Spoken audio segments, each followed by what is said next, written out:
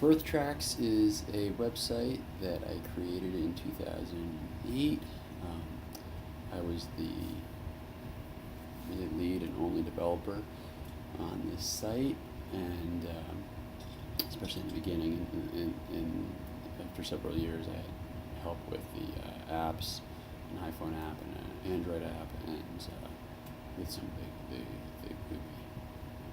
The website keeps track of births. You can see at this point in April there are 216,000 births.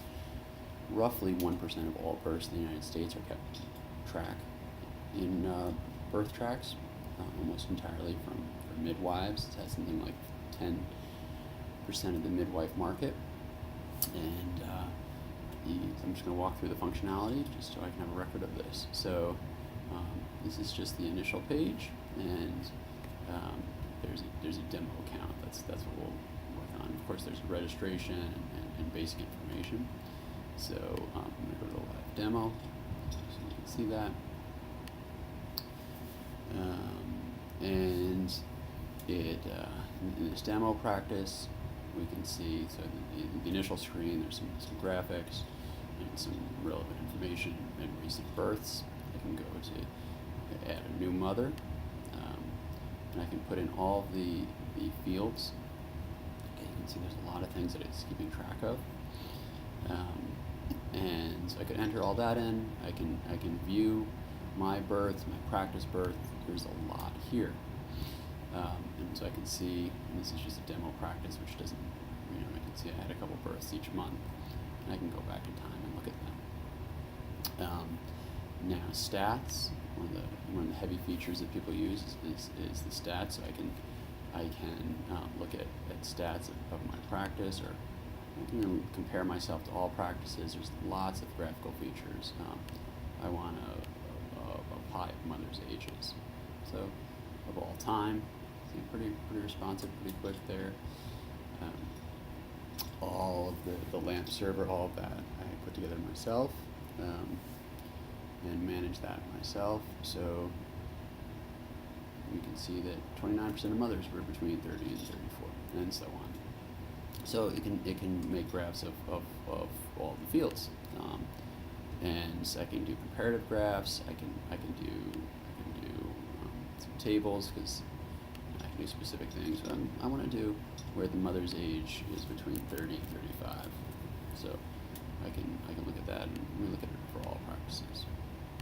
Update, and it's going to take a second to look good. There's a lot of data here. And then it shows me the breakdown. White was 39,000, and so on. Now there's a calendar feature where I can see births. I can do scheduling, so I can see, oh, they had a girl who's now 6 days old. All right, and so on, and of course I can change the month and whatnot. I can send messages internally. I can receive messages. Those messages would appear on the main screen. I can add users. One of the nice things about this, or is people can create their own fields. So if I wanted a field that I guess there's only 5 spots left, but I can create additional fields in all these different types, and I can put them in different categories. And then once I do that, I can then sort the fields one of them. So each practice can specify which fields are required, which fields they can move the fields around, and anything below here doesn't show. So if I wanted to move that there, now that field, test 28, whatever that was, will not show. And then I can do that. There's benchmarking, which sends the data to the national organization. So I can view the benchmarking reports in previous years. I can download it. I can download all my data, so it's all back. I can back it up. There's payments, there's renewals. There is a mobile site which is kind of nice. So let me just turn that on real quick. Let's go to a mobile version. And I got to relog in, I think, so I can see it as a mobile. All right, and I'll do a demo of that. And the apps, there's an app for iPhone and an app for Android, which looks very, very similar to this, but